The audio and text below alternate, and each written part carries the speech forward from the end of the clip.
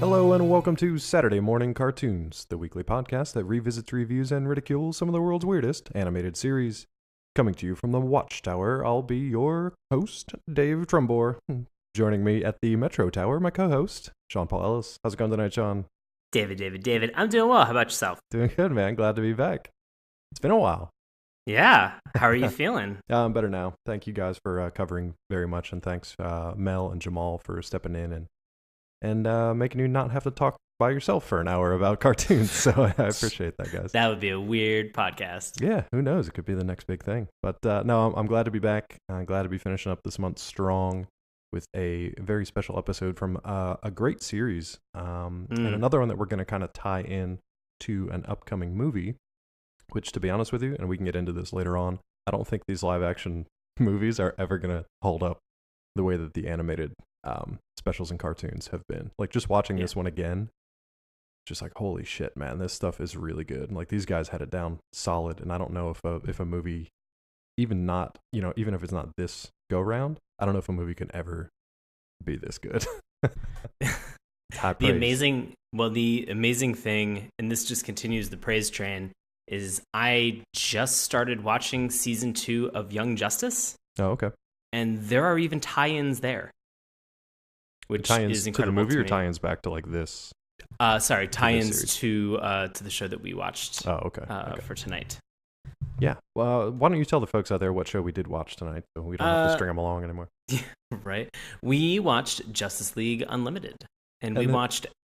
Yeah, I was just gonna say there was a little bit of like confusion too, because I guess there was Justice League originally, and we can get into this in a little bit just for clarification. But yeah, so Justice League Unlimited, and then we'll let you guys know which episodes we actually watched, just to be more specific. But yeah, as you were saying. Right, and we watched the 2 episodes that are actually at the very, very end of the series. Yeah. So this was, again, unbeknownst to us. Again, we were looking at IMDb to see exactly what the highest ranked episode was going to be. Right. And at this time, they recommended that we watch Destroyer, which, wow, from it's a getting great into Static X song. Yeah. But other than that, I didn't know what to expect for this one, because it's just kind of such a, like, not a generic title, but a one-word title. Like, really, it could be anything. Right. And honestly, in like a Justice League episode, you could have a destroyer in each and every villain. Every series. villain is a destroyer in worlds in some way. So this could have been anything. Well, especially for this one, and I know you're going to take us through the history, and I'll cover the synopsis of this specific one, and some of these things might be a little redundant, but it just kind of drive home the fact that, like, this isn't just a show about a couple of villains and a couple of heroes, or like one hero and a villain of the week. There are so many characters in each episode, but also throughout the entire series, that for me, not having revisited this in a while, it was really tough to just be like, who is on screen right now and where did these people come from? Because it's just constant. It's a constant parade, and it's great. It's just taxing of the mind and memory. I definitely had to look up a lot of different character bios. Yeah. Some of them I was proud of myself. I was pretty spot on. A couple of them I really had never heard of before in my entire life. Yeah, there were some where I was just like, oh, that guy. And I was like, where the hell? I kind of like had an aside with myself, like, where the hell did you pull that from? Because you haven't read that or watched the cartoon in like 10 years. Oh, God. Yeah, so what's the history behind Justice League Unlimited, this specific version? So Justice League Unlimited is an American animated television series that was produced by Warner Brothers Animation and aired on Cartoon Network, featuring a wide array of superheroes from the DC comic universe and specifically based on the Justice League superhero team. It is a direct sequel to the previous Justice League animated series. JLU, which is commonly known as, that's how it's known on the street. On the streets. JLU debuted July 31st, 2004 on Toonami and ended with an episode that aired, which we obviously watched, on May 13th, 2006. Mm-hmm. It was also a final series set for the long-running DC animated universe, which started with Batman, the animated series, back in 1992. Yeah, and I don't know how up-to-date that particular information is, because DC AU, as it's now known, the DC animated universe, right, as compared to like the cinematic universe, they've been cranking out animated features, year after year after year for the last, I don't know, at least 4 or 5 years, probably more. And I have been watching them, and they are stellar. They're good. The only thing, and this is just a real brief aside, it feels like when we normally talk about cartoons that are rebooted or movies that pick up a franchise or a property, like sometimes they tend to remake it back for fans of the age that was originally there. So if it's a kids show, they'll make it again for kids.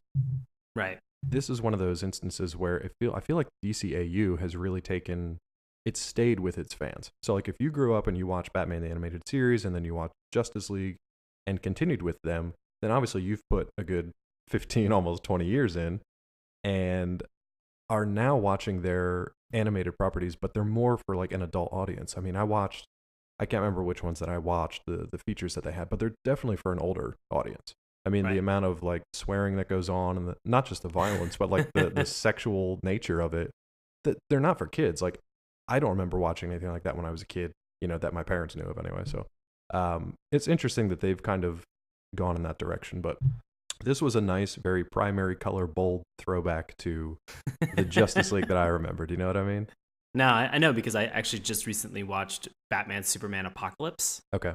And that is there's very adult content that is in that. Yeah, and I don't know if they just decided that like they can get away with it because it's the feature thing, or if they just wanted to skew it towards an older audience, or because it was on like Saturday morning cartoons TV or kids TV, where they had to worry about more censors and stuff. They were just kind of doing their own thing. So it's just a different beast. But so Justice League Unlimited. So as Sean mentioned, this takes up soon after Justice League, the original series, ended, and it features a greatly expanded league. And we're talking, that's an understatement. Ooh. So the characters of the original series, now referred to as quote-unquote founding members, are joined by many other superheroes from the DC universe. In the very first episode of this new series, there's over 50 characters that appear. And I feel like this episode probably met that or exceeded it, because I couldn't even keep track of how many there were. I would say it probably exceeded it, because I think they just pulled like everybody out of the woodwork that they could. So a number of these heroes had made guest appearances in Justice League, but many heroes and other characters made their first animated appearances in this particular series. So even if they just showed up for like one scene, or literally just like walked across the hall of like the Watchtower, or were just like working at a console, like that was sometimes their introduction. The general format of each episode is to have a small team assemble to deal with a particular situation with a focus on both action and then character interaction. And these episodes that we watched today, specifically the last one, is like if you took all of the episodes that came before it and just put them together in a giant free-for-all, but still did it within, the 30 to 60 minute time frame. Right. That's kind of how this whole thing was like distilled. And honestly, it was a little shocking for me to just like turn this one on in the midst of all this after like, 36, 37 episodes, and then just boom, get hit with this, just like, walking through like a wall of cold water, just like all the crazy comic book stuff that was going on. But take me back to your reaction when you first started watching these episodes. Where were you coming from? You said you've been watching Young Justice. Like, how caught up with this particular series were you?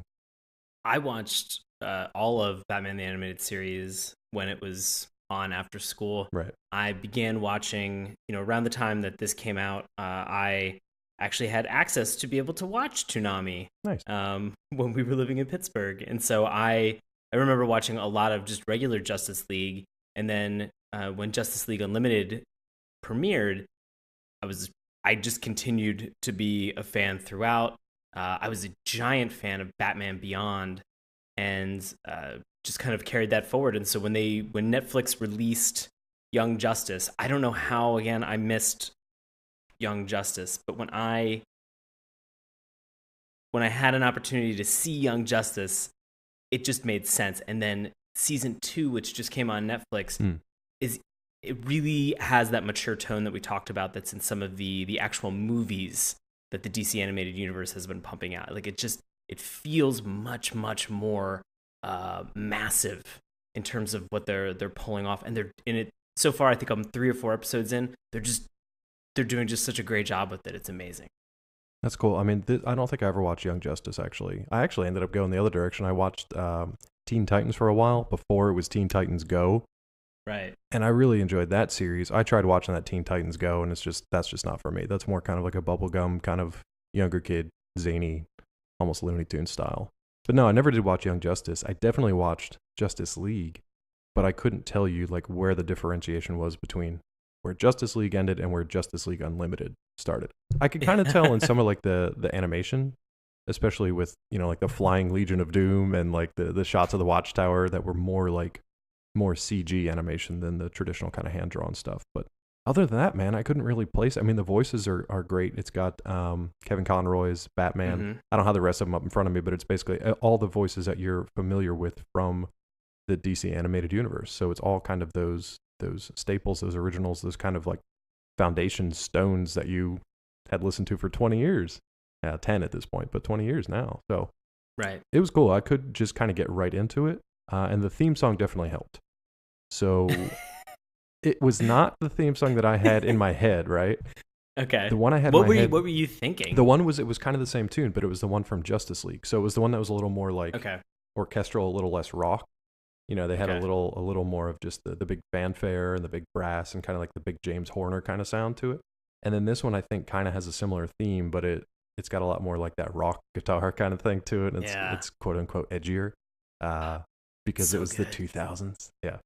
I don't know. It was good though. It was definitely a good, like, energetic tune to get you in the mood to watching the show. What was your take on it? Again, I don't think I have anything additional to offer other than saying the second it came on, I remembered it right away. Yeah. Got very pumped up. I love just, you know, it's quick, it's to the point. You see the heroes, you recognize a bunch of them, a couple that you don't. Right. But at the same time, that's what a lot of Justice League Unlimited was sort of, you know, acting as a way to be able to introduce you to some of these lesser known characters that were in the league and sort of see a little bit about their stories. Yeah, the funniest thing is that you see way more heroes and villains in every single episode than you ever do of just like general humanity. Like there's almost like no humans just wandering around waiting to be saved. It's all this like super high level crazy threats that like only a team of the most powerful superheroes can take on every single episode. And these episodes, which we're going to talk about in a second, are like the culmination of that.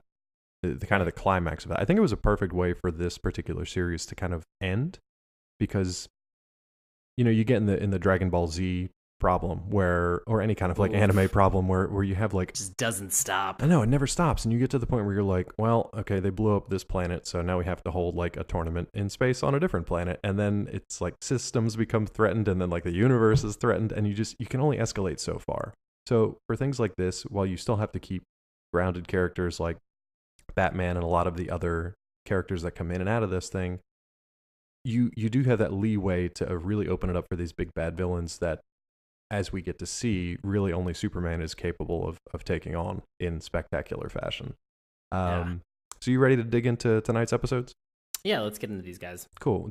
How much time do you want to spend on Alive, which is the first part of the 2-part finale for Justice League Unlimited? It does set up a lot of what happens in the second episode, the closer, and there's some interesting things I think we should probably talk about, but it's not really a need to know. Sean before this was just like, dude, I'll just tell you what happens and like we can just move on. I was like, no, I'm gonna fucking watch it because I want to know. No. But you easily could have just been like, okay, here is 30 seconds, what happens, and it would have wrapped it all up. No, I mean, it's definitely great to watch it. I definitely don't want to take that away from you. Yeah. The conflict that really arises in the episode Alive, it happens very quickly. It seems like it is sort of one giant battle and very little exposition. But that's also pretty much a way that you could sum up Destroyer as well. Both of these episodes we have some things, we have a quick nugget of things that are happening, and then we are going to have a lot of fight sequences because we have 50 different characters that we need to pair with people, right, and a lot of fists to be thrown. Well, see, now what I really liked about Alive is that 99% of it focused on the villains and the Legion of Doom. So, right. I mean, to the point that like if we were to just watch the Justice League and their 50 plus characters, I'd probably be able to name about half of them and recognize probably 3/4 of them, but not be able to name them.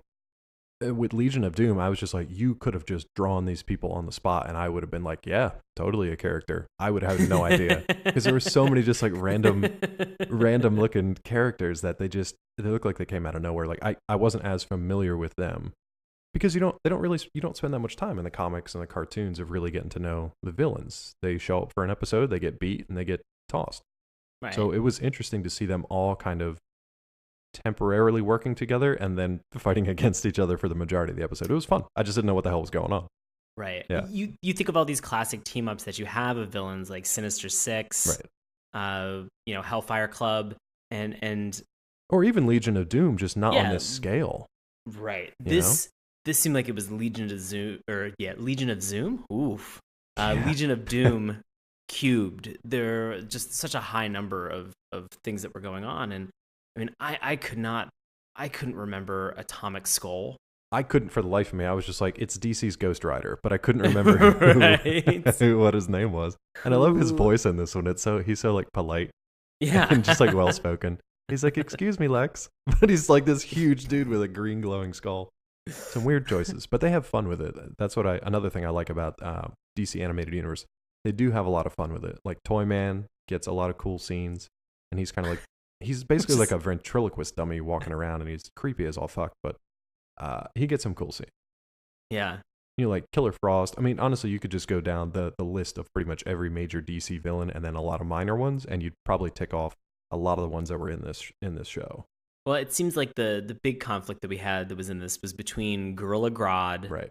who had been captured by Lex Luthor, and Luthor was on the quest to be able to find some parts or some pieces, some cosmic dust that was left Right. of Brainiac in order to reassemble him and then fuse with him again, because one of the bigger storylines that they've had in this has been nanotechnology taking hold of Lex Luthor and him Luthor and Brainiac combining together. And Right. they, I know we mentioned Dragon Ball Z, but they kind of end up looking sort of like a Dragon Ball Z character. They do. They just did a little point. fusion dance, and right. and then they bought the earrings, and it's his quest, again at unrelenting power, and he wants to effectively be a god. He feels that fusing with Brainiac again will allow him to become a god. And the interesting thing here again is that he had that once, so Right. it's now like kind of an addiction. Like he knows it exists, he knows what he's capable of when he has it, and he can't take that step back. Especially considering like not only all the Viper nests that surround him, but in order to take on the Justice League as well. So there's this cool. It's interesting to watch Justice League and how they operate as a team. Obviously, there's some de facto leaders, and different leaders lead different teams on different episodes, but they function as a team. And with the Legion of Doom, it's everything just whatever Luthor says goes. And if you don't like it, like our friend Goldface. Goldface. What a name for a character. That was one What's that I your was power? just like, you I could have have a just gold face. Yeah, I got a gold face. You could have just drawn him on the spot, and I would have been like, yeah, that's fine. Probably a thing. God. Gold face. I really want to say Lex is a terrible leader. Absolutely. But he is incredible he's, as far as super villainy goes. Right. It's weird that he's like a Superman nemesis, but he's basically like the evil Batman, because he has a contingency plan. I was just going to say that. Yeah. Sorry to take the words out of your mouth, but like that was striking. No, that's perfect. Yeah, he has that contingency plan for every single villain in his cadre. Like anybody, like, oh, if you got a gold face, I've got like this thing that'll melt your gold face. I'm gonna smelt your face. I'm gonna smelt your face into an uglier face. He's got a gadget or a contingency plan for everything. And even when it comes to like his romantic relationships, which I knew nothing about, he's probably just using you as means to his end, which is exactly what happens. Which is exactly. Did you catch the sexy sax real quick between Tala, who I've never heard of in my life, and Gorilla Grodd?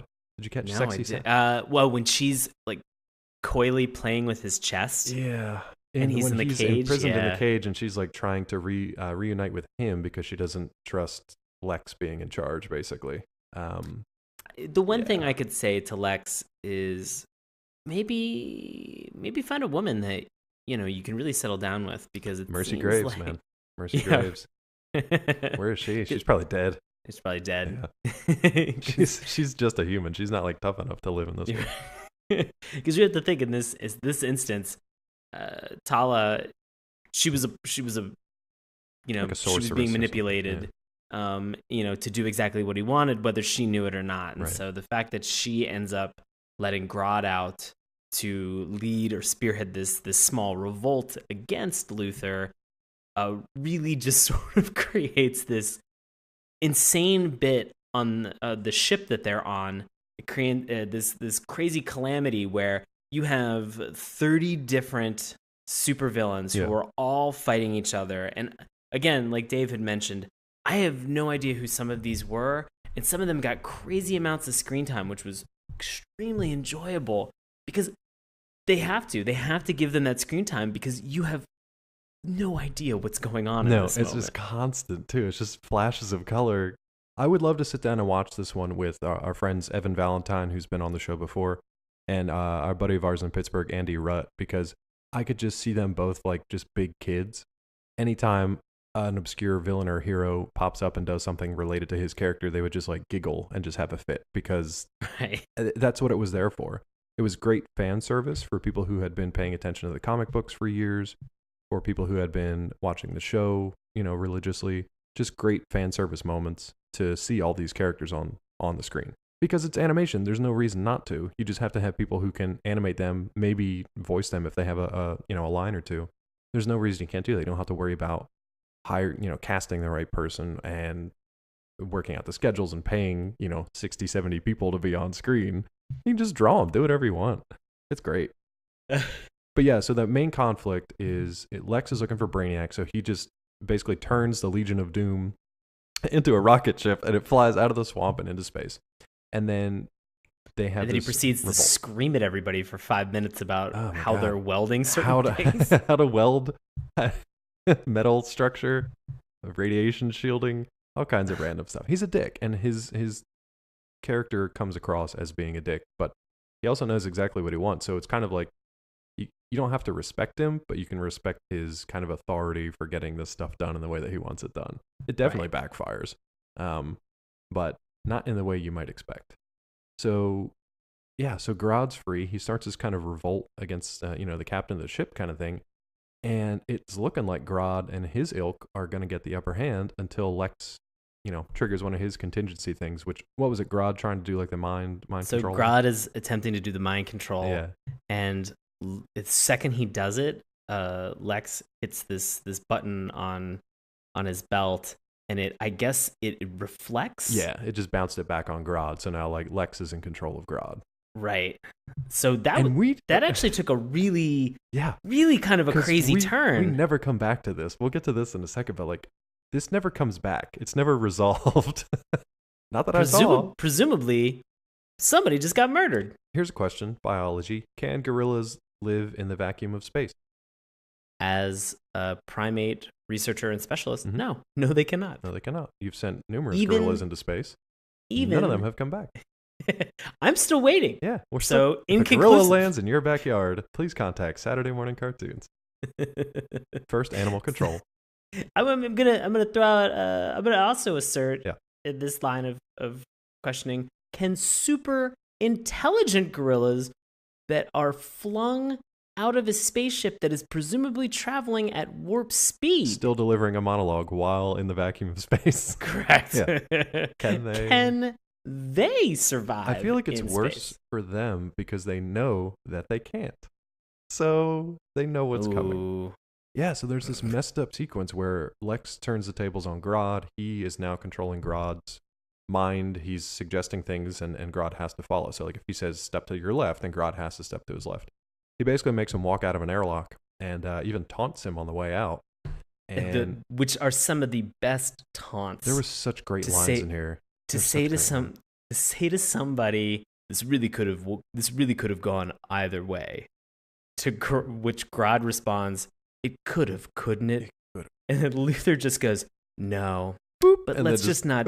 No, he goes, "No, but let's not speak ill of the dead." Oh, right. And then doesn't press the button on the airlock, punches the control panel. Punches that button. Punches it, which I would have thought like when I'm punching something that I maybe wouldn't. I would just press the button as a regular human. Because if I punched it, then there was the potential that like you could have just broken the device. Yeah, but it's like one of those things where it's like I don't punch my phone every time I want to turn it off, like after I'm done with a call, but I fucking wanted to.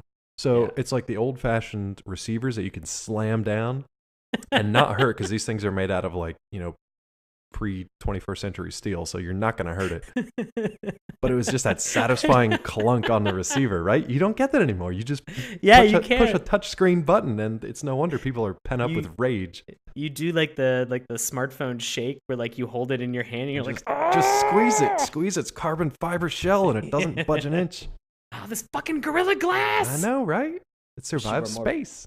Yeah, so Gorilla Grodd's straight up dead. He calls Lex Luthor like some kind of pink hole human or something weird. Yeah. That was strange for me. I was like, I don't want to think about his pink hole. Yeah, right. Sick burn. Gorilla Grodd sucked out into space. I thought we were going to see him like clinging to the outside of the ship and like getting his way back in, doing gorilla stuff. No. Nope. He's gone. He's super dead. For multiple reasons, not just because vacuum of space, but because eventually, once Luthor regains control and through the use of his like lover, who he basically like executes as a sacrifice because she's kind of channeling this weird mystic energy, whatever. He's trying to revive Brainiac, but who does he revive instead? Not Brainiac. It is Darkseid. Darkseid. I didn't know he was dead, to be honest with you. At this point, I was just like, "Oh, it's Darkseid," and everybody's like, he shouldn't be here." I mean, truthfully, you know, if you watch some of the later. I know that we mentioned about the movies that they have, but they have one called Apocalypse. And at that point, you find out something that Darkseid is not attacking Earth anymore because of some treaty that they set up. with his dad kind of thing, like not his dad, Highfather. I can't remember if that was his dad or if he was just like the de facto ruler of whatever that group was. That's where I started to like get away from the comic stuff. Once I started to get into like the outer space kind of stuff. Apocalypse is cool, not to be confused with Marvel's Apocalypse or X-Men, spelled very Greek looking. Yes. So Apocalypse is like this hell planet, basically, that Darkseid is more or less like the warlord of, if you're not familiar with some amazing characters that are on it, like Granny Goodness, she's great. Furies. So we have all these, like this really fun lore that is set up within this universe. So, but going back to this, they suck up all this space dust, and they reconstitute Darkseid, and he is less than thrilled. He is. He's still got his swagger. He's not still pleased. Knows how to make an entrance and an exit. Definitely an entrance. He gets a couple one-liners. He basically says something to the effect of like, "Did you write this down? Actually?" No, I did not. He basically says something to the effect of like, "I'd like to thank you for resurrecting me. It was unexpected. But as your reward, I will grant you a quick death." And then he just blows up the entire spaceship. It's just a wide shot, and you just see it explode. You're just like, well, the entire Legion of Doom is now dead. And any hope of Gorilla Grodd being rescued is gone.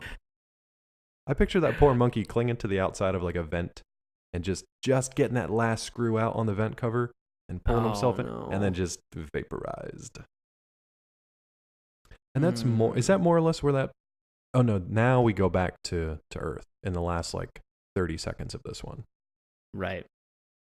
And this is where we have you kind of, and we'll explain. Oh, I'm sorry. Do you want to, you were talking about Apocalypse. Do you want to take a side trip to Apocalypse because he has a kind of a cool scene there?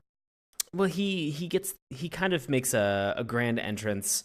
You have some warring factions that are on Apocalypse that are vying to gain control at this point.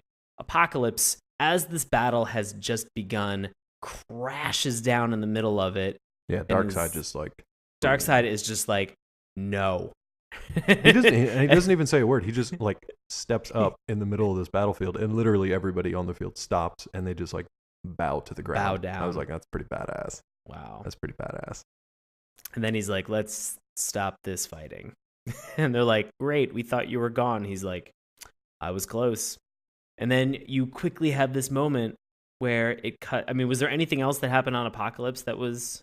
He kind of sets up, he's like, in the next episode, we will take the battle to Earth so I can finally destroy Superman. And then one of his lieutenants or whatever says, like, won't that screw up the arrangement with Highfather? And in I forget where they are, where their headquarters is. In something. And he's like, where do you think we're headed next? And they... Right. New Genesis. New Genesis. Oh, right. So... They never showed that, though, right? They just went straight to Earth. So he's saying Earth and then New Genesis. Right. Oh, okay. All right. Order of operations for domination. Right. Earth. Get resurrected. New Genesis. Killing Highfather. Got it.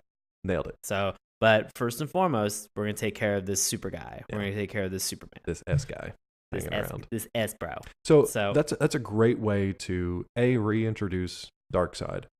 Show him in the middle of this hellscape planet where there's two incredibly powerful warring factions. He shows up and that instantly shuts everything down. You have to respect a leader of basically Nightmare Planet that is powerful enough to just like make all the Nightmare people calm the fuck down. I love that about him, that he's just like, it's almost like I wouldn't mind terribly if he was here because at least we would know what to expect. Death, torture, and fire. Yeah, right. So at this point, Darkseid's coming. Justice League doesn't know this yet. This is the one time in this episode that we actually see the Justice League. So they're kind of just like hanging out back on Earth. And well, the Justice League, as you're about to say, they're gonna get a little bit of warning, but from an unexpected messenger. Unexpected guests. They basically like somebody rings the doorbell more or less, and they open it, and it's just Luthor and like the entire Legion of Doom standing there, and he's like, "We have a problem," and it's just like, wait a minute. So then now we can get into the series finale, which is Destroyer. Right. And this one basically opens up with explaining how all these idiots survive getting blown up in the vacuum of space. Because I don't know if we were crystal clear on this point. When Darkseid decides to go back to Apokolips, he explodes the ship that all of the Legion of Doom is in. So again, if you thought that Gorilla Grodd was, if there was any semblance of those little simian paws holding on, like, no more. He might have been, but he is not anymore. Because I guess it was Sinestro first. They kind of put him in his little yellow bubble. Yeah. And basically protected them all from the explosion and transported them sort of through space, but not Grodd, apparently. Which this might be one of my favorite parts about this show, is that something will happen and you will think to yourself, oh, those people are all dead. Yeah. And then the immediate next episode begins with the exposition of how they survive. How these people are still alive. Actually, that takes me back to a second question in the previous episode. So, because we have this schism between Lex's people and Grodd's people, there's a moment where Lex wins, and he's looking at all his captors of the rebels, and he's like, give me one good reason why I should let any of you live. And who steps forward? Killer Frost. And what does she do? She just freezes all of Grodd's minions. Yeah.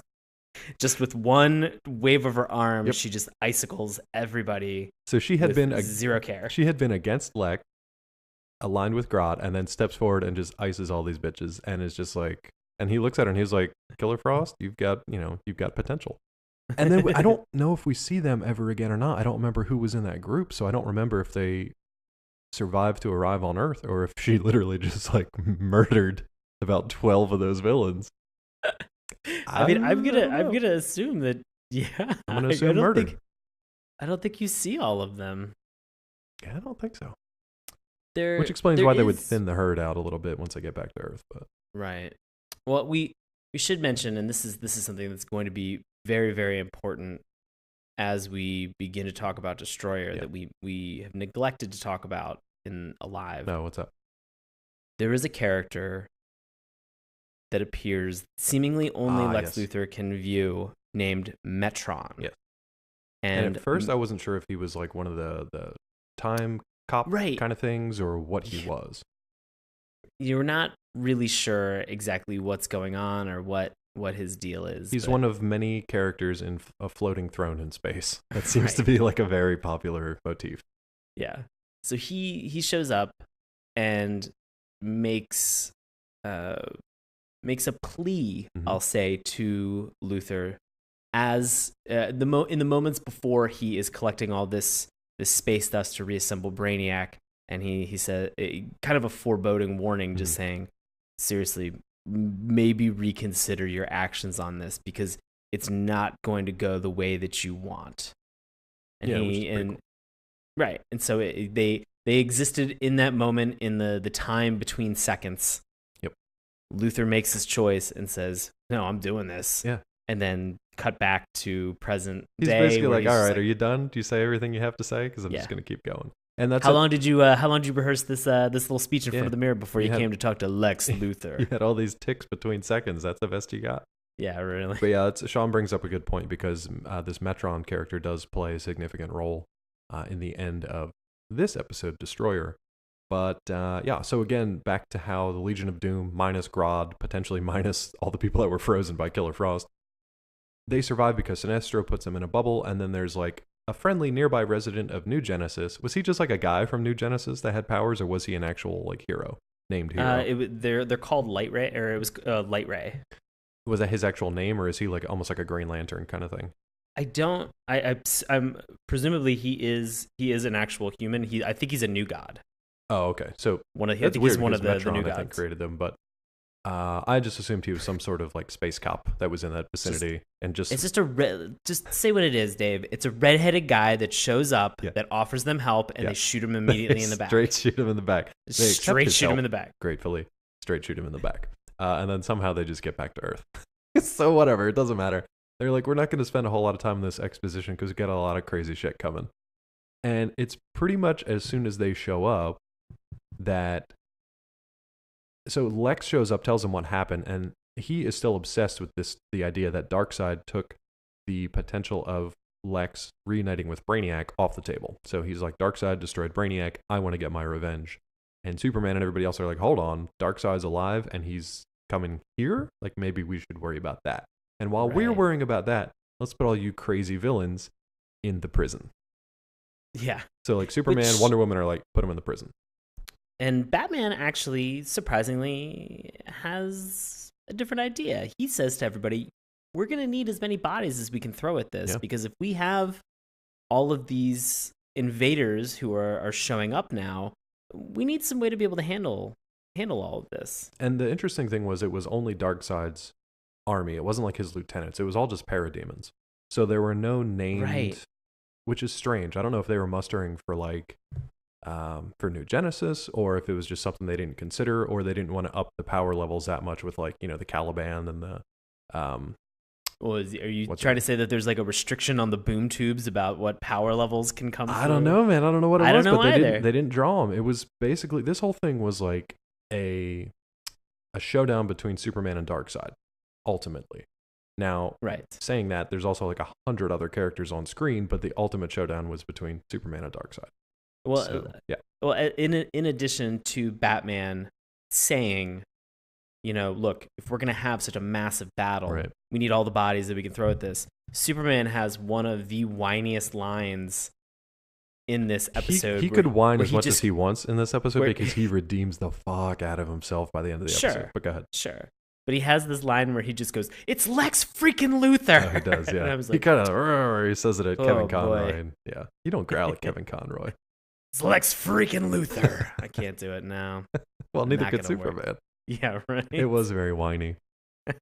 And Batman should have just like backhanded him. But no, Batman, voice of reason at this point. The villains want to fight. They make the case. A lot of the other villains, I think DC's Ghost Rider makes the case that, this is our Earth too, so we want to protect it. What was his name again? Skullface? Atomic Skull. Atomic Skull, why not? Can't he like absorb radiation? Almost like... I believe so, yeah. Yeah, but he didn't fuck... Well, whatever. That's besides the point. He didn't fuck? He didn't fuck. He might have. Him and Hawk Girl. I don't know what they were doing later on. So you mentioned a character that's in this that they are going to be fighting against that are coming in droves at this point. Yes. And these are parademons. These parademons reminded me of Flying Monkeys. I know you're going to get this reference, and I'm sure most listeners will as well. They look like roided up and feral versions of the Monarch's henchmen from the Venture Brothers. Yeah, pretty much. It's pretty much what you tracking they were. On this? Yeah. So if you actually put those guys through like a super soldier program that went wrong and turned them into like weird insect beasts, then yeah, it's exactly what they are. And there's a shitload of them too. But that's basically what it is. So it's like they're like the faceless fodder that can just be basically destroyed by the combination of Earth's heroes and villains fighting on the same side. Now, I love the attention to detail on this one though, because first you've got the team that's kind of split up. So you've got Watchtower, which is the Justice League kind of orbiting ship in space that watches for threats before they get to Earth. And then you've got Metro Tower, which is down in Metropolis, which is the land-based headquarters for Justice League. So you've got part of the team there, but a majority of the team up in space. And that's where Mr. Terrific, who's manning the controls at this point, he spots all these boom tubes coming into Earth, like dozens of them, all over the world, all over different countries, everywhere. The geography, except for a couple of scenes, kind of, you didn't really get the feel that it was all over the place. I actually have a list of a lot of the all places. the countries that popped up. Yeah. Yeah. We have Metropolis, Washington, D.C., Paris, Great Wall of China, Rome, Tokyo, Cairo, London, Venice, and then there are 2 that are kind of unknown. So like Australia, Africa, South America, you guys are in pretty decent shape. Yeah, don't worry. You're fine. We'll take care of this. Keep calm, carry on. And that fictional city of Metropolis is totally fine too, because it doesn't exist. So that was interesting. They do kind of like lay some groundwork, like, look, this is a worldwide crazy thing that's going on. We need all these different teams.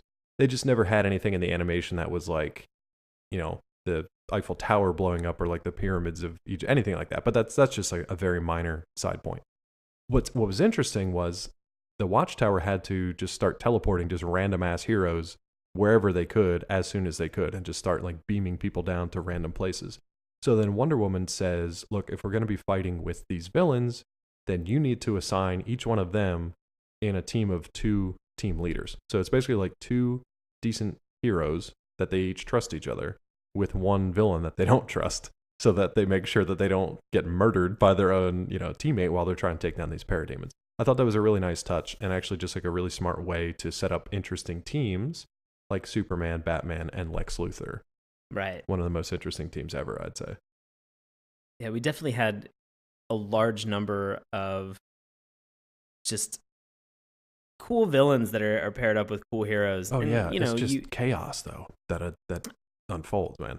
And what's that, like the enemy of my enemy is my friend? Yeah. Which is, I guess, how this kind of all comes together. Yeah, and I mean, Luthor isn't shy about it. He says, look, you're helping me get revenge on Darkseid for killing Brainiac, and Superman's just kind of like, okay, whatever, you need to tell yourself if that's what's going to happen. So you get these weird pairings, like, what's the guy, the knight? Shining Knight. Shining Knight. So you've got we get on the Great Wall of China, we have Wonder Woman, Yeah. Shining Knight, we have Vigilante, and Star Sapphire. Right. And then they end up getting joined randomly by Martian Manhunter. Yeah, who's just like an old man with his old wife, just walking the Great Wall of China, and he just like says to his wife, there's parademons and shit flying around the sky, stuff's blowing up. He's like, I should probably go help. I was like, who the fuck is this guy? I thought he was going to be like Shazam or something. I thought he was That's what I thought Shazam as well. himself, yeah. But no, it was Martian Manhunter, which was a nice little reveal, because I guess he hadn't been there for a while.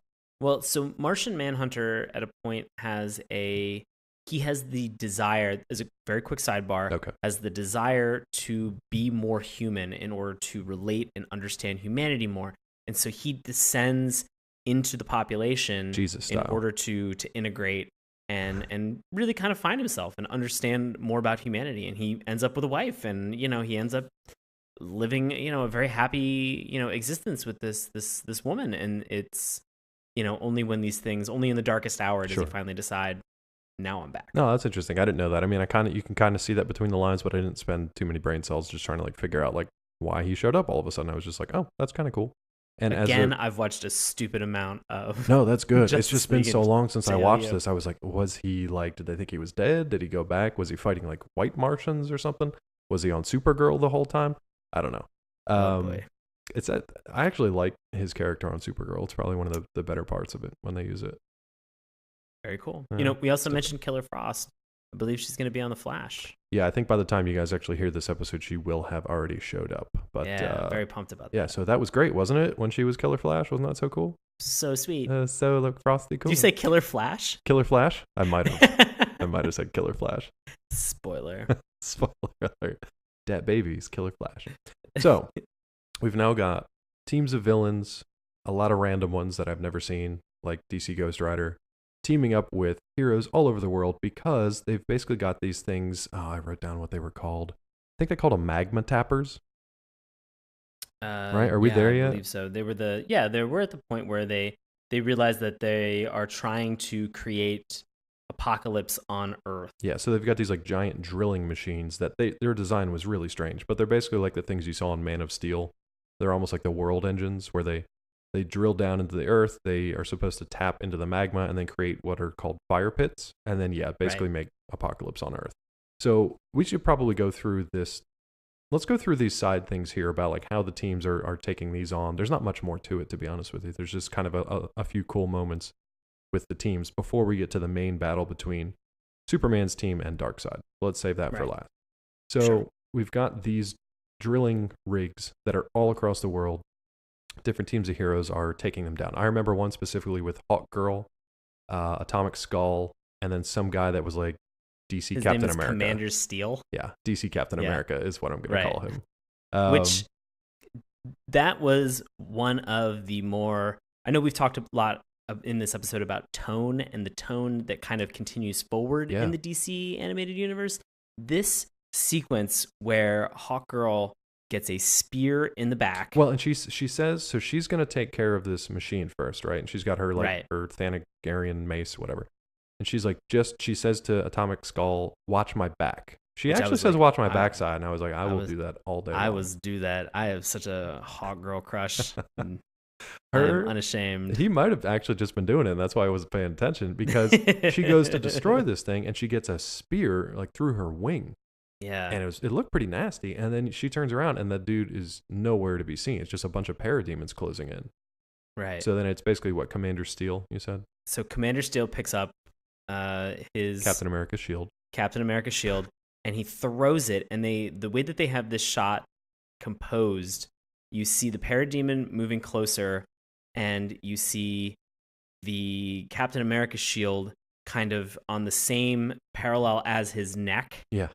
As the parademon's neck, and then suddenly you see the shield slam into the side of this drilling device, and you kind of hear like a body drop. I didn't hear that. The way that they have the shot then composed is in the very bottom left of it. You have a head that you don't see attached to anything, but it's a parademon, and then in the background, just like a small distance, you have Hawkgirl kind of holding her wing and pulling the spear out. That's interesting. See, I was just watching Hawkgirl's backside, so I missed all that. Fair enough. Yeah, she told me. I mean, I've watched the episode twice now, so I watched it once. I watched it once for backside, and then I watched it the second time for more backside. I watched the 100% backside cut where it was just all backsides the entire time.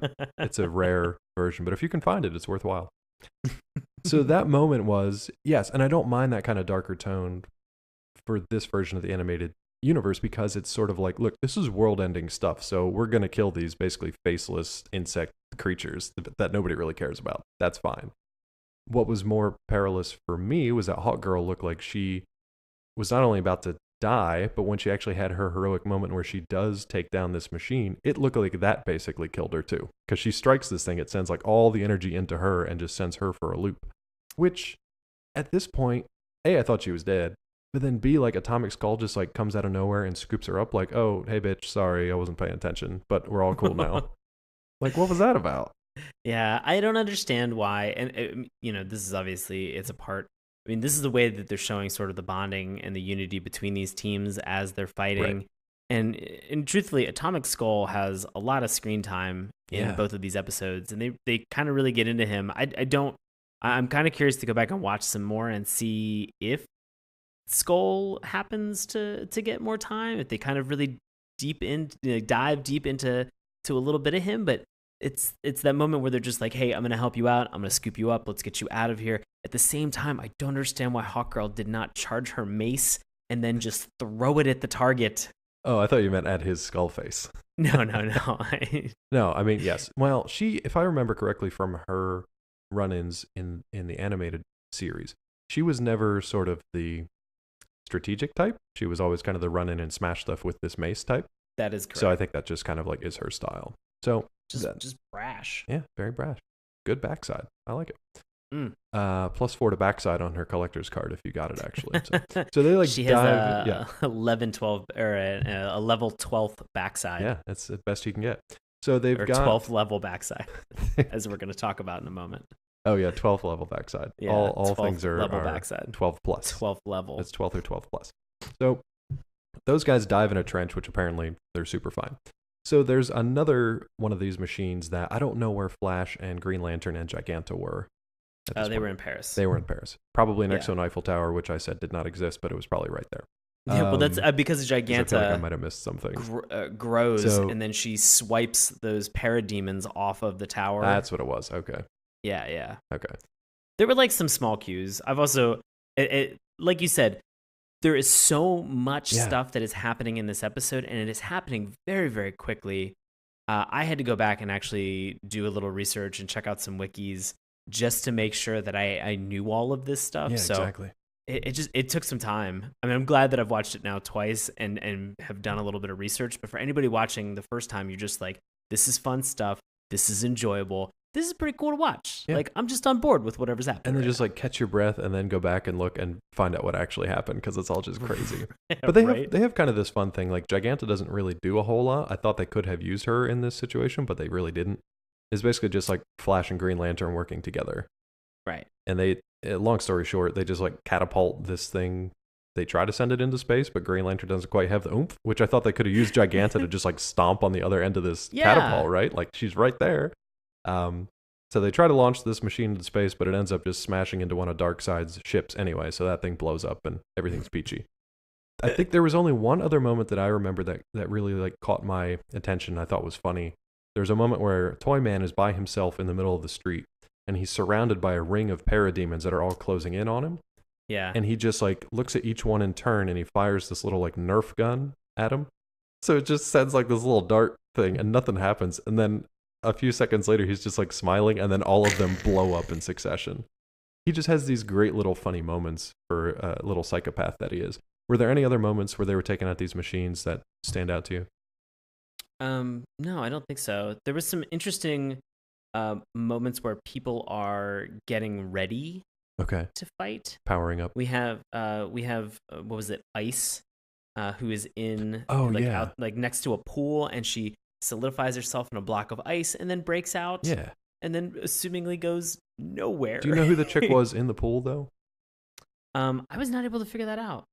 Because at first she was dressed almost like the current Star Sapphire is, but different coloration. It was like a green. And I don't know if they were supposed to be like in a relationship, if it was one of those things from the DC comics that had come up, or if it was just they were just hanging out together, if it was kind of like a Teen Titans kind of thing.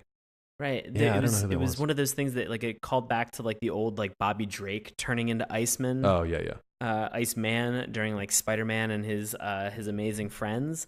And so that was awesome to watch. That's cool. But I thought it was maybe Starfire, but again it was like a woman in a pool who just lights herself on fire. Yeah, she was like, it was like green fire, and then they both were teleported out. So yeah, they had neat moments like that. I can't remember anybody else. I do remember Wonder Woman having a couple like super heroic scenes where she's just taking on like full platoons of these things all by herself in her bracelets, basically. Like, she's got the Shining Knight there, who's fine, I guess. But there was one other moment that was a little bit weird during one of the fights where suddenly they introduce a character that is wearing a like a mask over his face. Okay.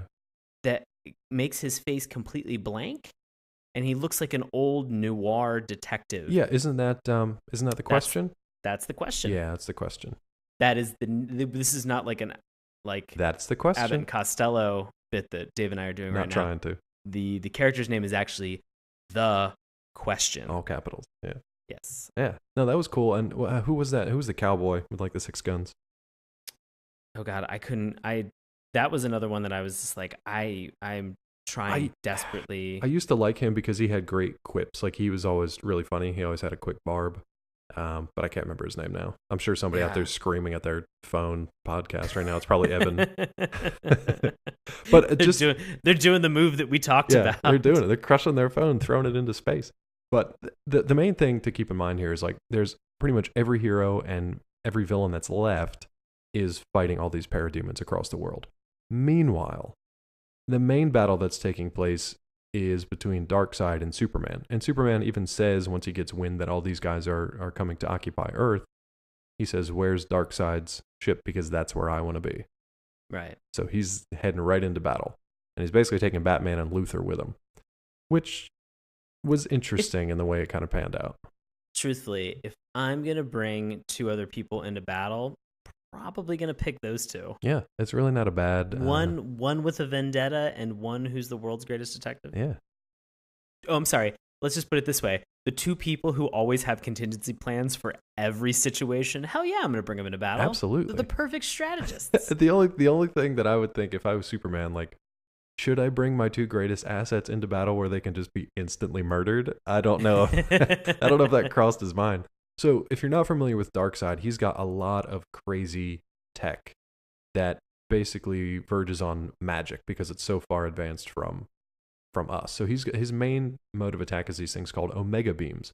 And they kind of look like laser beams that shoot out of his eyes, except they don't follow a straight path. They can zigzag, chase people around. They can kind of go on infinitely until they hit their guaranteed target.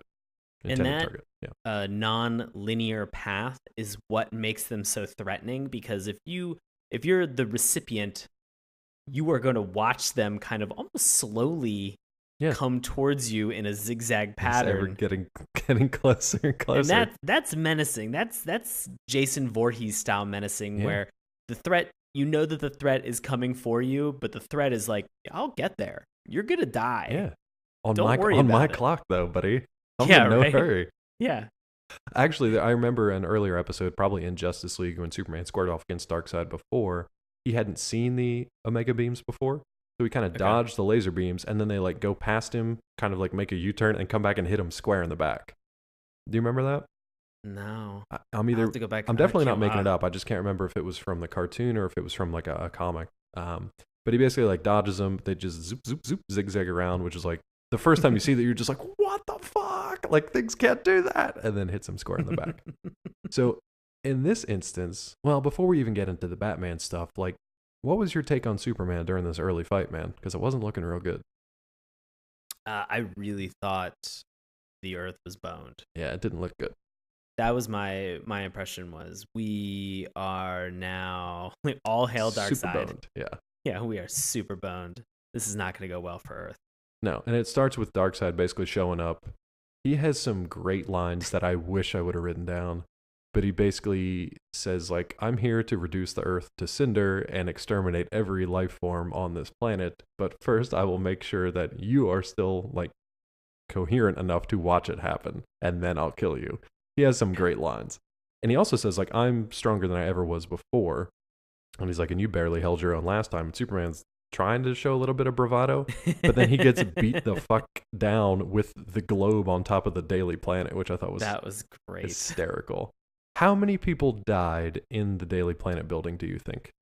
Also, yeah, I understand that you are a newspaper, and I understand the need for you to report on what's happening, but you have a boom tube that just opened up and let an apocalyptian invader hold residence above your newspaper. I would maybe telework that day, is what I'm saying. Yeah. I would maybe telework, get a new job.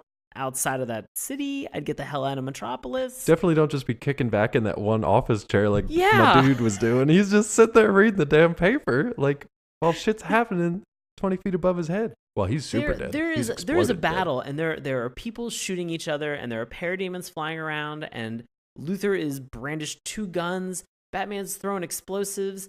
Superman's getting pummeled, and people are still like, "What are we gonna put on page 6? Like, what's the crossword gonna be tomorrow?" And it's just like, get the hell out of here. I wonder if living in Metropolis, they seem surprised. They did well. They seem fucking surprised for the nanosecond before they were incinerated by the resulting explosion. They show every single floor of the Daily Planet building just being like exploded out. Like balls of flame shoot through every single floor. All the windows blow out. Like there is nobody left alive there. Many dozens of people, if not hundreds, died. But yeah, I think from living in Metropolis, you see this stuff so often that you're just like, I'll take care of it. Might be some collateral damage, but it's probably fine. It's not really worth going outside. It's like the fire alarms at work. Like you don't really want to do it, so if you're forced, you'll have to go outside. Yeah, right. Yeah, terrible. But yeah, those people are dead. So in the basement of the Daily Planet now, Darkseid has pretty much pummeled Superman more or less into submission, and he keeps getting interrupted by these little insects that are Batman and Luthor. Right. And they have various little things. They don't really do anything all that interesting to distract him. They basically just like throw batarangs or shoot him just enough to like piss him off, and he just like flings him away. The one interesting thing that happens is Batman actually evades the Omega Beam. Right. And that catches Darkseid's attention. He's like, oh, no one's ever done that before. That was a pretty cool scene. And then what does he do next, though? He looks at Luthor and is like, I wonder if the other one will be as successful. Yeah. And his eyes begin to glow. Luthor sees this and just jumps the fuck out of like, just, nope. I'm out. Nope. His vendetta like cleared up real quick. Right. He was the first one to run at him, and when this whole thing started, and then he got thrown off a building. So that was pretty much the end of him. Yeah. At what point do you think, like, what had to be going through your 12th level intellect mind 12 plus, yeah, to think that you can run and jump at a god as a way, like, just to tackle him to the ground? Yeah, like, tackle that god. I mean, how? I don't think so. He wasn't thinking straight because his best buddy Brainiac was gone forever. I know. Wasn't thinking. Well, we get this moment where suddenly after Luthor jumps, we get sort of the polite good guy Superman does the kind of like tap on the shoulder and is like, excuse me, and then proceeds to then punch Darkseid like right in the face. Yeah. And it begins this whole series of events which leads up to, I want to say, probably one of the greatest sets of dialogue that has been in this 2-part series. It was amazing. This was the scene that, like, I didn't know this was the scene that I was going to see as I was watching the show, but as it started going on, I was like, holy shit, that scene is coming. And I remembered it from way far back in the recesses of my mind. I'm like, is this the scene that I think it is going to be? And it was, and I was super thrilled. So we have this moment where Darkseid just goes, he says, "You still try to fight? Can't you see that it's hopeless?" And Superman just responds with, and this is in reference to Batman and him evading the Omega Beam. He goes, "That man won't quit as long as he still draws breath. None of my teammates will. Me, I've got a different problem. I feel like I live in a world made of cardboard, always taking constant care not to break something, to break someone, never allowing myself to lose control, even for a moment, or someone could die." This is when Superman knocks him back, like out through the building. He goes, "But you can take it, can't you, big man? What we have here is a rare opportunity for me to cut loose and show you how powerful I really am." And in that moment, I just did an audible, oh, I was so excited. Oh, shit. I was so excited because I knew what was happening. This is basically like, so what we were saying with Dragon Ball Z and stuff like that. Goku for a while had to like restrain his power because he was like, oh, if I power up anymore, I'm just going to like disintegrate the earth. So he kind of like had to rein it in. The same kind of thing with Superman. Like he has to worry about breaking buildings and he has to worry about injuring people. And he's just like, nope, gloves are off. Let's see what you got. And this is like, you get to see him really open up. And I don't even think he showed as strong as he really was. But the fact that he just felt like he was still pulling punches. Yeah, but the fact that like he's been getting the shit beat out of him by Darkseid for the whole episode, and now he just hits him literally twice and sends Darkseid through multiple miles of cityscape at this point. I was hopeful in this moment. Mm-hmm. I was extremely hopeful. And then the next series of events happens. Do I get to do Darkseid's line? Yeah, because you got to do Superman's line. So Superman has punched Darkseid through multiple buildings and then flown to catch up with him once he's on the other side of those buildings, still flying through the air. And then he kind of like double axe handle smashes him down into the ground, creating like this massive crater that Darkseid falls into. But then Superman gets a little full of himself and he starts to approach Darkseid. Darkseid hits him with what's called the Agony Matrix. The Agony Matrix, which is a pretty sweet trap if you're going to have one. Right, it beats a bear trap, the Agony Matrix. That'd be a terrible hunter. Just out there with agony matrices. Waiting for, what a dick. So Darkseid walks up to him as Superman. I love the effects, the animation on this one, because Superman's trapped in like this electrified web of just energy. And it's, as he's being affected, it like blinks and you can see his skeleton. Like that's how like intense all this radiation is. It's like almost like x-rays. Like you can see his skeleton. It was really creepy, really disturbing. The Darkseid comes up to him and he says, "Imagine the worst pain in your life times 1,000. Now imagine that pain continuing forever. Oh, that's right. You don't have to imagine." Because he's just getting electrocuted right there. It was pretty fucking great. So at this point, you're like, okay, Superman had a badass line. Darkseid's still kicking. How? And it's like minute 26. Like, how is this going to resolve? Well, in comes literal Deus Ex Machina on his floaty throne. Under the name of Metron. Yeah. And Luthor takes a little side trip. So go ahead. You've been on the 12th level intellect Luthor for a while. I'm so curious because is Metron only showing up for Luthor to see, or is he showing up for everybody to see? Like, is everybody aware that Metron is just appearing, but nobody's like... The last time he said he stopped time. So he stopped time except for Luthor. So I think he's just doing that for Luthor. So this is the moment where I believe Darkseid brandishes a Krypton knife. Yes. So Superman is still kind of like in spasms on the ground, and Darkseid's now lording over him with this knife. Yeah. And he says that he's going to cut out Superman's heart and put it on a pike next to his throne. And you're just like, ooh, this is not going to end well. Let's see it happen. Yeah. Then you get whiny Luthor, who just points to Metron, is just like, you knew this was going to happen. Yeah. Like, you knew that this was it. And Metron's response is, well, yeah. Like, yeah, that's exactly what I told you. Yeah. I done told you. I told you at last episode. Like, last episode. You idiot. So, it was like 10 ticks ago. Yeah. So he says something, Luthor says something to the extent of, if you knew that this was going to happen, I bet you also know that there's a way to beat Darkseid. And Metron has sort of that like ponderous moment where he's just like, maybe. He's very coy. Maybe. He's like, but it's too dangerous. He's just like, and so Luthor's just like, no, take me. I want this. And in this moment, you realize that there's something in this that is stronger than justice, than the personification of justice is Superman. Mm-hmm. There is something that is stronger than justice in this moment, which is just pure vengeance, pure hate and vengeance for what is happening. Because this moment, Metron transports Luthor into space, in his little space bubble, into a place that he says he will not go. Yeah, the source wall. The source wall. So he gets all the way out to the source wall. Let's describe the source wall real quick. With like weird Legends of the Hidden Temple faces. It was like all Olmec face, but like one of them was who's the guy who's the devourer of worlds?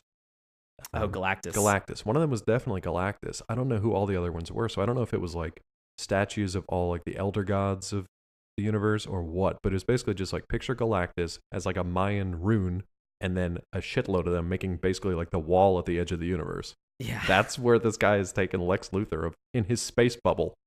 This is where I started to check out a little bit because I was just like, what's going on? I began to check out for a moment, and then Lex pulls me back in with one of his classic zingers where Metron just goes, I will warn you one final time. Only a 12th level intellect has even the slightest hope of surviving what you are about to experience. Luthor just looks at him and he goes, then I'm overqualified. And I was like, oh, he's doing it. Yeah. He's doing it. Like Sylvester Stallone his way out of this one. So then he jumps in to Olmec's eye. So he essentially says, I'm the smartest man alive, and then jumps out of a space bubble in the middle of space into a dead god's eye in a wall. Again, if I've learned anything from this month, from the cartoons that we've watched, referencing Static Shock, which actually Phil Lamar does some voice work in this and did some voice work in Static Shock. And so if I've learned anything about time travel and understanding time, it's just don't think about it too much, Dave, because otherwise your head will explode because it doesn't make any sense to begin with. I learned that lesson from time travel expert Melanie Harker. So that's right. Yeah. So we go through this whole thing where suddenly Lex is experiencing sort of what looks like the torture scene from A Clockwork Orange, or just LSD probably. Yeah, just a barrage of colors and patterns and flashes, and then suddenly, what happens, Dave? He just kind of shows up back on Earth. Well, he blinks out there. You don't see what's happening. We cut back to Darkseid standing over Superman with his kryptonite knife, and then Luthor shows up like dressed to the nines, checking his cufflinks, looking real fine. It just kind of like walks up to Darkseid and says like, "Hey, buddy, what's going on?" Yeah, because in response to the carving his heart out and putting it on a pike in his throne room, he just goes, as much as I'd enjoy seeing that, first, you got some business with me. Yeah. You're like, what? That's pretty badass. I thought, because he referenced a power suit. He was like, I left my power suit. I thought we were going to see like a new power suit or something, but no. I thought so too. No. But we don't. We see something. And this is fun too, because you realize in that moment earlier in the episode where Luther jumps at Darkseid and he's angry and he's just like, I will beat you. And he goes, probability is very slim, and then shoots him off that building. Yeah. This is a moment where suddenly Darkseid's just like, you dare challenge me? We're like, dude, we've been challenging you for the last like half an hour. Yeah. You know, you dare challenge me? You've been challenged. Insanity. He goes, no, I'm not here to challenge you, Darkseid. I've got something you want. Yeah. And he pulls out the anti-life equation, which was way over my head. Let's be honest. This episode needed one more fucking thing. One more crazy name thing. The anti-life equation, which essentially is a sparkly ball of floating like pixie dust in your hand. Like a weird swirly pixie dust thing that he brought back from space, I guess.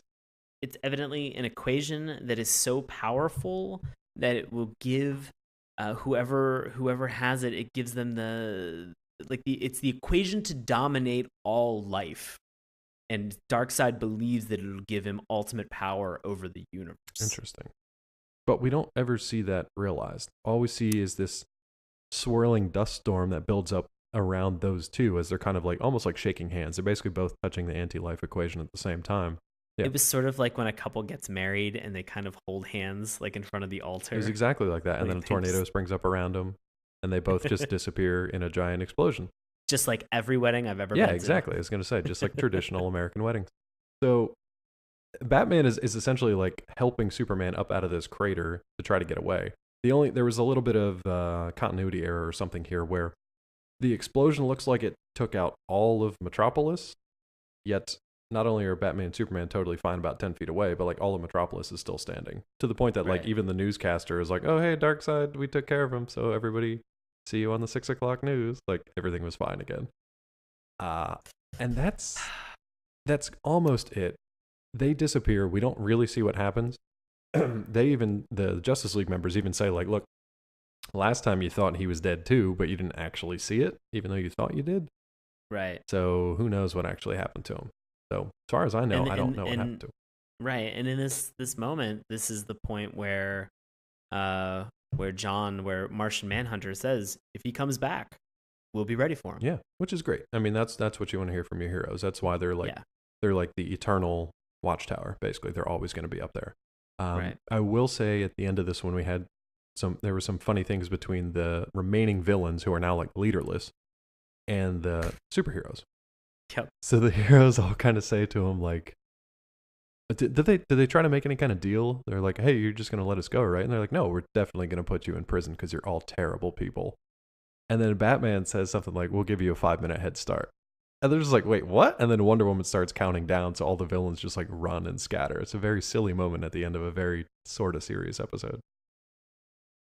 And this is where we have the longest montage of a static staircase that's in the background. I like this. I also want to give a shout out to the Flash getting a kiss from Giganta for some reason. I don't know what that was about, but right. Okay. That was hot. Yeah, I'll take it. Get it. Yeah, get in that giant Giganta. So then we see it's, like Sean said, it's just a locked shot on a staircase. And pretty much every villain and hero you've seen for the last hour now runs down the staircase in like groups of 3 or 4 and just like runs off camera. So they're just doing like the reverse Rocky and just like running out into the city for some reason. But it's cool because it's the last moment you get to see all these heroes and villains together. And in case you missed them kind of like throughout the episodes, here's another chance to finally see them. So you can see them run. It's kind of cool. There are people, because I have a list of pretty much everybody who is in this final scene running down the Metro Tower. Dude, the one that is killing me is like the weird guy that looks like a bizarro freakazoid. Oh, Creeper. Creeper. It's been driving me nuts. It's the Creeper. Yeah. That's it. Everything else I don't care. I just wanted to know the Creeper because I couldn't remember his name. Yeah, because that's what my superhero name would probably be the Creeper. I hope so. Fingers crossed. I'd be like the mailman or something, so not good. You just get so many, because like looking back through this, I don't remember. I'm presumably the character that we called into question earlier when we mentioned Ice turning herself into the block of ice. I'm looking through the list that I have right now, and there was a superhero that is on this list that presumably came down, and her name is Fire. Oh, okay. So maybe like this an may Ice have and been Fire and Ice. They probably formed like a soul group in the 70s, and we're looking for like 2 other elements maybe to tag along. Yeah, there you go. Yeah. Rosemary and Sage. Yes, it's exactly what it was. Fire and Ice and Rosemary and Sage, one of the greatest mashup bands of all time. But we have a bunch of groups like there's Hawk and Dove, who are another like. If you want, you can run down if you have the whole list. If you want. I mean, I don't think so. I just think pull it's kind some of the interesting ones out. Yeah.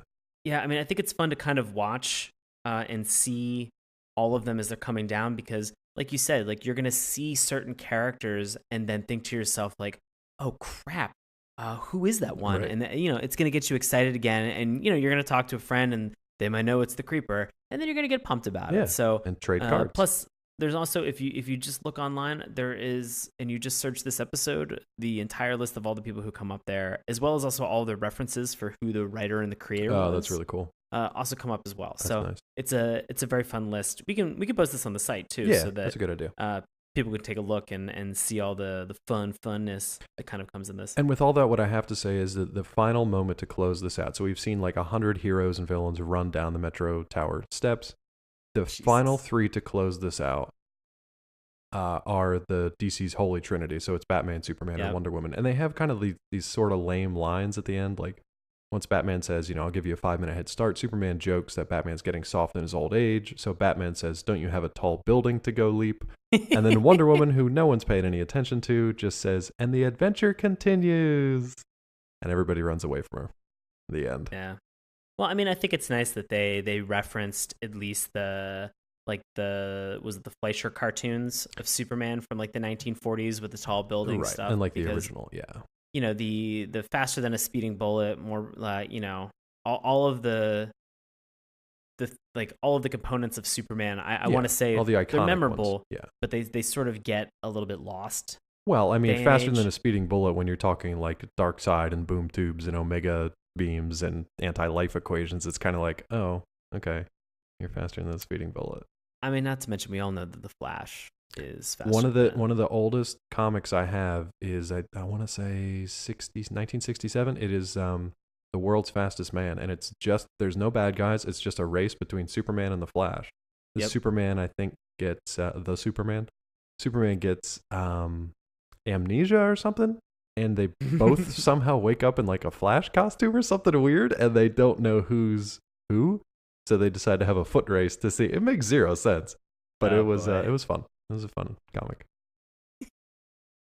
Superman and Flash. So we are at the end of this, not only episode, but the end of this series. Yeah, which is kind of sad.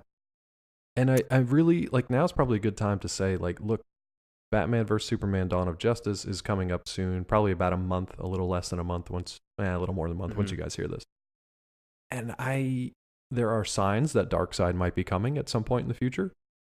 There are obviously Justice League movies that are coming out. I can't see them ever topping this, though, because there's no way that they're ever going to be able to have that kind of crazy amount of heroes on screen at one time. It's just not physically possible within the next 10 years that they have set up for this movie universe. You know what I mean? Yeah. He just can't do it. First of all, people would be like, who the fuck are these people? Like, who's that weird guy with a giant broadsword and wearing like medieval armor walking around?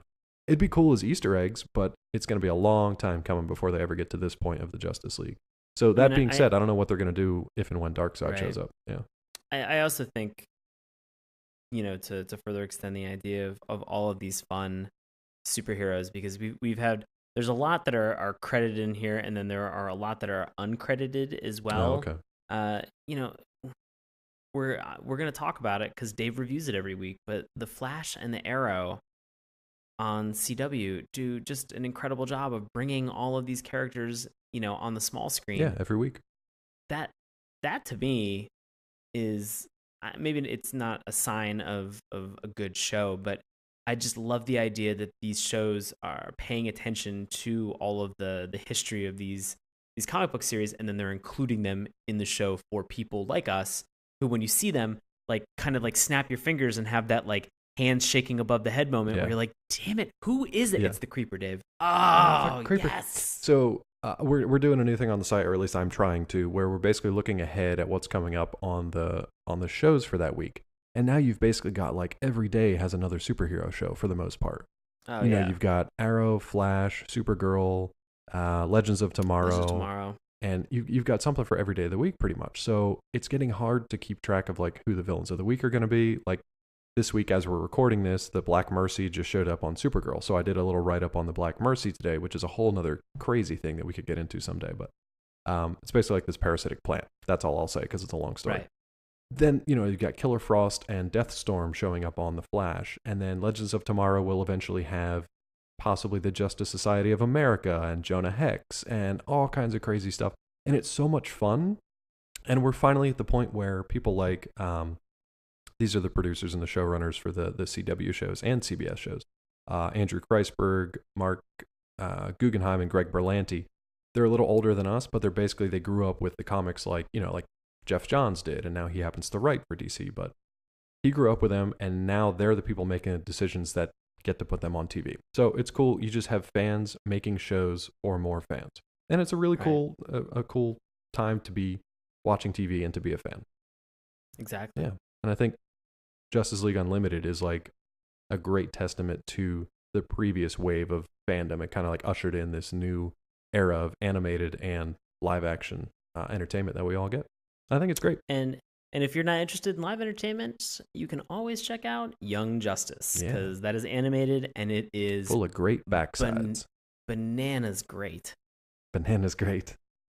It is so good. It really, really is a fantastic cartoon. Hey, you know what else is good? This one recommendation from Justice League Unlimited that we have here. You mind if I take a crack at this one? Yeah, please. It's called I Can't Believe It, and it's from Bombo918 from United States. This is back in 2008, so it's somebody that was probably catching up with us after the fact. Bombo says, I just started watching this cartoon, and I think it is the best show I have ever seen. And now I find out that it's been on for years, and there is no more. Some of these episodes should be up for awards, no joke. I'm trying to think where I've been in the last 4 or 5 years. I love that one as like a non sequitur. Just like he is losing long tracks of time. Bombo? I'm trying to think where I've been for 4 or 5 years. Just blacked out. I always feel like as soon as Bombo was done writing this, Bombo was just like, I gotta get my life together. No, Bombo just blacked out. And it's now, 8 years later, I want to know what Bombo's up to. So, okay, here's where he talks about tonight's episode. So the episode Destroyer had the best writing for a cartoon. I will agree with you there, Bombo. It was fantastic. They put so much in a 30-minute show, and Justice League Unlimited put some serious emotion in the writing, like when Superman goes off on Darkseid. And then he goes in, he verbatim lists what Sean said as Superman's lines earlier. And then he finishes with, Bombo says, that is the best thing ever in a cartoon. Bombo, I agree with you. I worry about you because you've been blacking out for like really long spaces. Long periods of time. Long periods of time, buddy.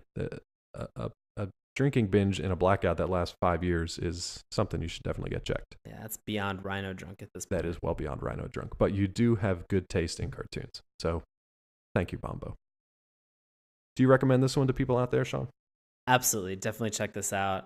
It's on Netflix, so you have zero reason to not watch this. Also, Young Justice is on Netflix. Just check that out too. Just what are you doing this weekend? Nothing. Watch all this cartoons. The great thing, like, again, when I finish watching this cartoon, Netflix is great because it recommends similar titles. So it literally, the next 3 things you could have watched were like Justice League, Batman Beyond, and I think probably Young Justice. So it all just kind of like shows up there. So you can just waste literally 4 or 5 years of your life, and not waste. It's good, entertaining stuff. Just spend 4 or 5 years of your life doing that. It's a good time. So that's my way of saying yes. I recommend this as well. Absolutely. Anything else from this episode before we move on to plugs for tonight? I think we're good. All right, buddy. What do you have coming up for the folks out there? I am going to be doing some shows in March and April with Washington Improv Theater for their Fighting Improv Smackdown Tournament, or FIST. You can check all that out and more as they are posting dates shortly. Find that information witdc.org. And as always, you can follow me on Instagram and Twitter at Sean Paul Ellis. You used the whole word this time. I'm so happy. Keeping it simple. What are you up to, Dave? Same old shit. So you can find me over at collider.com. Like Sean mentioned, I'll be doing the weekly recaps of The Flash, Arrow, and also The Walking Dead, which will be back on by the time you guys are hearing this. So very excited about that. This second half of this season looks to be completely ridiculous in the best possible way. If you're a fan of the comics, I don't think you'll be upset. You'll be pleasantly surprised at what they have coming down the pipe. So head on over to collider.com and check out my recaps on that. For me personally, you can also head over to davetrumbore.com and check out some short fiction that I've been posting for the last few weeks. And, let me know you heard about it here on Saturday Morning Cartoons. Feel free to comment there and at Collider as well. If you're interested in finding out more about Saturday Morning Cartoons, you can do so at our website, SaturdayMorningCartoons.com. Remember, that's morning with a U. You can also find us on Twitter at MorningTunes. Check out Sean's handiwork on our Tumblr page, SaturdayMorningCartoons.tumblr.com. We also have a Facebook page and a YouTube account. You can listen to the podcast each and every week through iTunes and Stitcher. And if you'd like to just drop us a line, feel free to do so. It's SaturdayMorningCartoons@gmail.com. If I couldn't get any more excited during this episode, this next bit of news is about to do it, because we are going to be headed into March. And coming up in March, my friends, is going to be the first time we're doing this Pocket Monster Madness month. I've been talking about this for probably years now. Have we been doing this for years? We've at least been talking about it for years. We've been doing this for a year and a half for now. Our entire lives. It's been building up to this moment. I'm really excited for Pocket Monster Madness month. Essentially what we're going to do is break down the month of March, much like the NCAA basketball tournament. So we're going to have kind of a bracket, but not really. And each week we're gonna pit two Pocket Monster shows against each other. And we're going to have a number of judges come in and grade each of the shows on a number of categories. And then we're going to see how they kind of all add up. And basically by the end of the month, we're going to see which one is the de facto SMC Pocket Monster Madness champion. Do you remember which ones we have coming up in the first week? We've got our number 1 seed and our number, I think, 8 seed. We are going to have a Yu-Gi-Oh! Versus Bakugan Battle Brawlers. So I don't know what to expect with Bakugan. I was a fan of Yu-Gi-Oh! Yeah, I watched some Yu-Gi-Oh! when I was growing up. And we're stretching the Pocket Monster definition a little bit here, but not too much. I think you'll definitely get some of your favorites in here and maybe some surprises along the way too. So we've got stuff going back as far as Pokemon, kind of the original of this, all the way up to something very, very recent that Sean brought to my attention. Yokai Watch? Yokai Watch. So I don't know what the hell to do with that, but it should be fun. Should be a good month. I'm very curious to see how the scores all end up by the end of the month. And we're doing things like not just overall rating. We're scoring like theme song, the monster design, all kinds of fun stuff. So I think it'll be a good time. I want to mention that Melanie Harker sent me a clip of a Yokai Watch episode, and it was the craziest thing I think I've seen in a long time. It's gonna be good. Is it up there with One Punch Man? It's crazier for different reasons. Oh, okay. All right. It's just very, very, very bizarre. I will occasionally send these guys like a Zatch Bell GIF just for fun, because it's like one of the weirdest things. So we'll see how these all stack up. But yeah, that's gonna be March. We're actually starting it on Leap Day of February. We're gonna kick off and get into March Pocket Monster Madness month. So yeah, this has been Saturday Morning Cartoons. Thank you guys for listening, and we will see you next month. Fill out those brackets. It's got a lot more like that rock guitar kind of thing to it. It's quote unquote edgier because so it was good. The 2000s. Yeah. I don't know. It was good though. It was definitely a good, like, energetic tune to get you in the mood to watching the show. What was your take on it? Again, I don't think I have anything additional to offer other than saying the second it came on, I remembered it right away. Yeah. Got very pumped up. I love just, it's quick, it's to the point. You see the heroes, you recognize a bunch of them, a couple that you don't. Right. But at the same time, that's what a lot of Justice League Unlimited was sort of, acting as a way to be able to introduce you to some of these lesser known characters that were in the league and sort of see a little bit about their stories. Yeah, the funniest thing is that you see way more heroes and villains in every single episode than you ever do of just like general humanity. Like there's almost like no humans just wandering around waiting to be saved. It's all this like super high level crazy threats that like only a team of the most powerful superheroes can take on every single episode. And these episodes, which we're going to talk about in a second, are like the culmination of that, the kind of the climax of that. I think it was a perfect way for this particular series to kind of end, because you get in the Dragon Ball Z problem or any kind of like anime problem where you have like, it just doesn't stop. I know, it never stops, and you get to the point where you're like, well, okay, they blew up this planet, so now we have to hold like a tournament in space on a different planet, and then it's like systems become threatened, and then like the universe is threatened, and you can only escalate so far. So for things like this, while you still have to keep grounded characters like Batman and a lot of the other characters that come in and out of this thing, you do have that leeway to really open it up for these big bad villains that, as we get to see, really only Superman is capable of taking on in spectacular fashion. So you ready to dig into tonight's episodes? Yeah, let's get into these guys. Cool.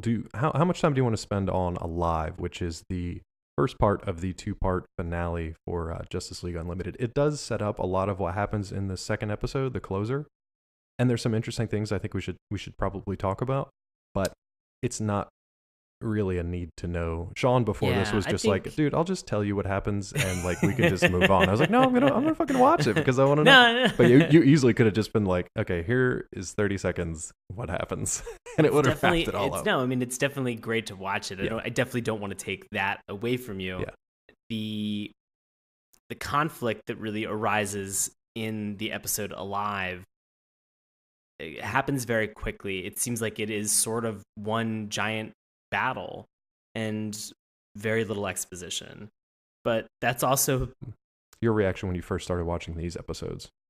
Where were you coming from? You said you've been watching Young Justice. Like, how caught up with this particular series were you? I watched all of Batman the Animated Series when it was on after school. Right. I began watching around the time that this came out. I actually had access to be able to watch Toonami. Nice. When we were living in Pittsburgh. And so I remember watching a lot of just regular Justice League. And then when Justice League Unlimited premiered, I just continued to be a fan throughout. I was a giant fan of Batman Beyond, and just kind of carried that forward. And so when Netflix released Young Justice, I don't know how, again, I missed Young Justice, but when I had an opportunity to see Young Justice, it just made sense. And then season 2, which just came on Netflix, it really has that mature tone that we talked about that's in some of the actual movies that the DC animated universe has been pumping out. Like, it feels much, much more massive in terms of what they're pulling off. And they're in it so far. I think I'm 3 or 4 episodes in. They're doing just such a great job with it. It's amazing. That's cool. I mean, I don't think I ever watched Young Justice, actually. I actually ended up going the other direction. I watched Teen Titans for a while before it was Teen Titans Go. Right. And I really enjoyed that series. I tried watching that Teen Titans Go, and that's just not for me. That's more kind of like a bubblegum kind of younger kid, zany, almost Looney Tunes style. But no, I never did watch Young Justice. I definitely watched Justice League, but I couldn't tell you like where the differentiation was between where Justice League ended and where Justice League Unlimited started. I could kind of tell in some of like the animation, especially with, like the flying Legion of Doom and like the shots of the Watchtower that were more CG animation than the traditional kind of hand-drawn stuff. But other than that, man, I couldn't really place. I mean, the voices are great. It's got Kevin Conroy's Batman. Mm-hmm. I don't have the rest of them up in front of me, but it's basically all the voices that you're familiar with from the DC animated universe. So it's all kind of those staples, those originals, those kind of like foundation stones that you had listened to for 20 years. 10 at this point, but 20 years now. So right. It was cool. I could just kind of get right into it. And the theme song definitely helped. So it was not the theme song that I had in my head, right? Okay. The one I had in my head. What were you thinking? The one it was kind of the same tune, but it was the one from Justice League. So it was the one that was a little more like orchestral, a little less rock. They had a little more of just the big fanfare and the big brass and kind of like the big James Horner kind of sound to it. And then this one I think kind of has a similar theme, but it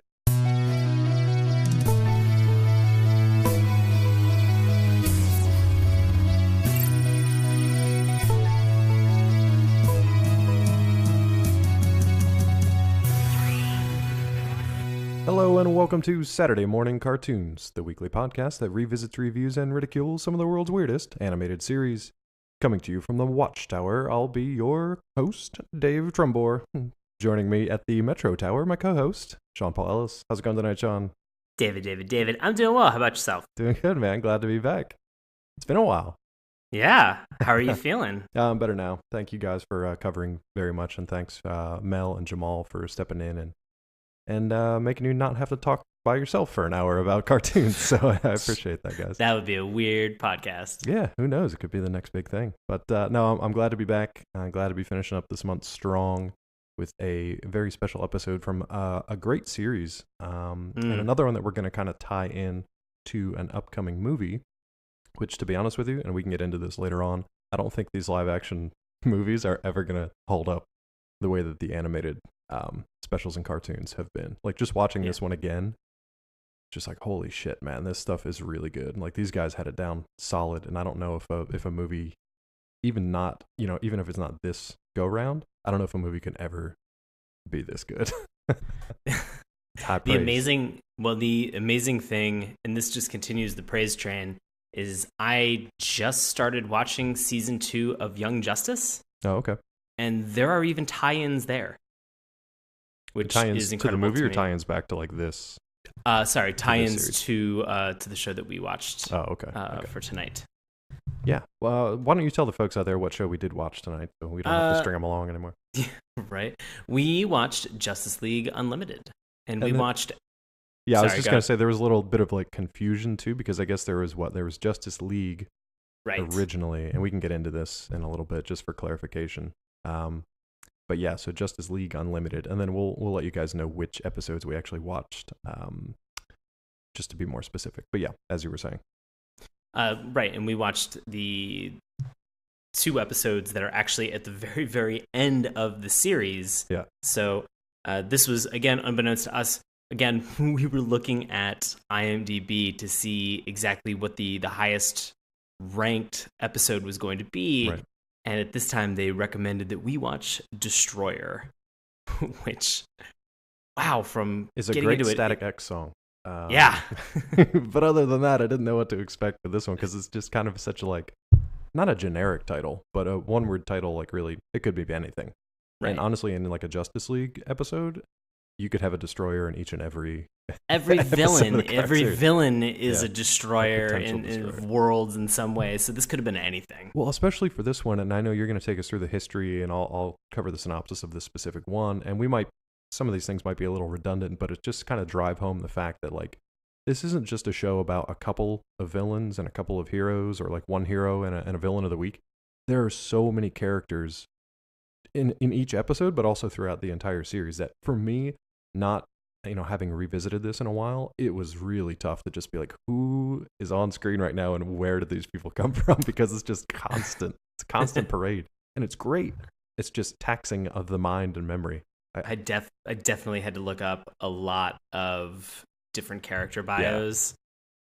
Some of them I was proud of myself. I was pretty spot on. A couple of them I really had never heard of before in my entire life. Yeah, there were some where I was just like, oh, that guy. And I was like, where the hell? I kind of like had an aside with myself, like, where the hell did you pull that from? Because you haven't read that or watched a cartoon in like 10 years. Oh, God. Yeah, so what's the history behind Justice League Unlimited, the specific version? So Justice League Unlimited is an American animated television series that was produced by Warner Brothers Animation and aired on Cartoon Network, featuring a wide array of superheroes from the DC comic universe and specifically based on the Justice League superhero team. It is a direct sequel to the previous Justice League animated series. JLU, which is commonly known as, that's how it's known on the street. On the streets.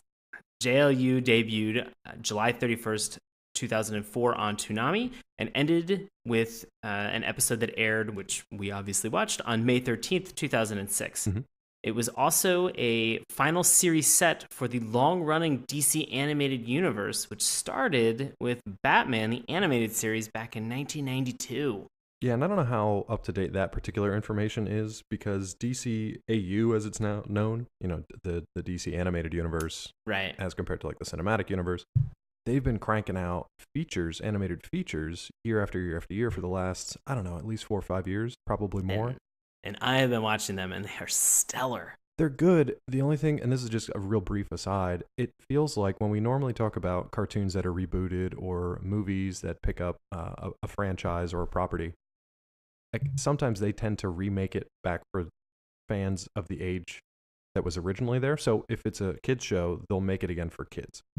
Right. This is one of those instances where I feel like DCAU has really it's stayed with its fans. So like if you grew up and you watched Batman the Animated Series and then you watched Justice League and continued with them, then obviously you've put a good 15, almost 20 years in and are now watching their animated properties, but they're more for like an adult audience. I mean, I can't remember which ones that I watched, the features that they had, but they're definitely for an older audience.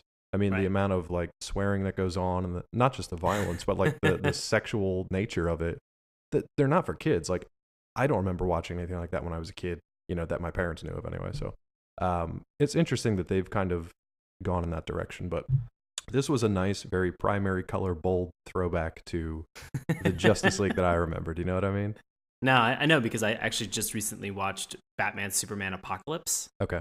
And that is there's very adult content that is in that. Yeah, and I don't know if they just decided that like they can get away with it because it's the feature thing, or if they just wanted to skew it towards an older audience, or because it was on like Saturday morning cartoons TV or kids TV, where they had to worry about more censors and stuff. They were just kind of doing their own thing.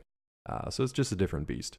But so Justice League Unlimited. So as Sean mentioned, this takes up soon after Justice League, the original series, ended, and it features a greatly expanded league. And we're talking, that's an understatement. Ooh. So the characters of the original series, now referred to as quote-unquote founding members, are joined by many other superheroes from the DC universe.